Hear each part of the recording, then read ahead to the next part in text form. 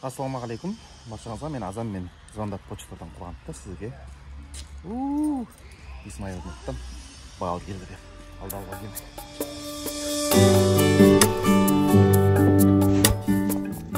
Исмаил ағадан 7 қошқар келді. Қазір үйге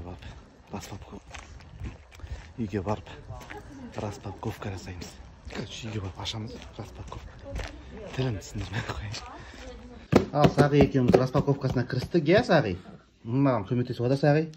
Жүрегіміз жақын алыс арамыз дед, топ адам көрсем сені қаламыз дед. Әлі жүріп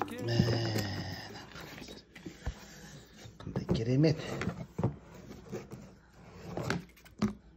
Рапс балы, сүйек пен бел және қалқанша безіне емдейді. Тамақ, өкпе, бронхға пайдалы. Біздің балаларында көкілдеп жөтеліп жүр. Күнбағыс балы асқазанға, гастритке және язваға пайдалы екен. Қарақұмық балы қан тамырларын нықтайды және гемоглобинді көтереді екен. Жантақ балы тұз бен токсиндерді шығарады.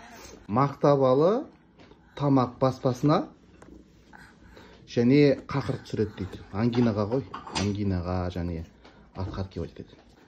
Әртүрлі гүлдердің балы разнотравие ғой. Тамақ, өкпе, бронхыға пайдалы. Коробкаға мындай сыртынан Исмаил табиғи бал деп жазып жүрген ешқайсына ештеңе болмаған, кәдімгі өзіміздің қарапайым почтамен келді. 7 қошқар деп аталатын пакет Исмаил ағадан келді. Аға күтіп алдым, аштым, бұйырса. Бұйырса, мына кісілердің қамы ғой негізінде. Жөтел, біраз нәрсесіне еметін. Үлкен рахмет сізге, Алла разы болсын. Біз осы балды жегеннен кейін басқа балдарды мойындамай қалдық. Шынын айту керек. Ол Исмаил ағаның қанша инстаграмды күшті жүргізіп, жақсы сөйлегенмен, егер балы нашар болса, ол бәрібір де пайдасы жоқ еді. Ол кісі біріншіден өз парақшасын күшті жүргізеді, бәрін жақсы түсіндіреді. Одан кейін балдары шынымен балды, басқалай айтуға келмейді. Аға, Алла сізге береке берсін, Алла разы болсын.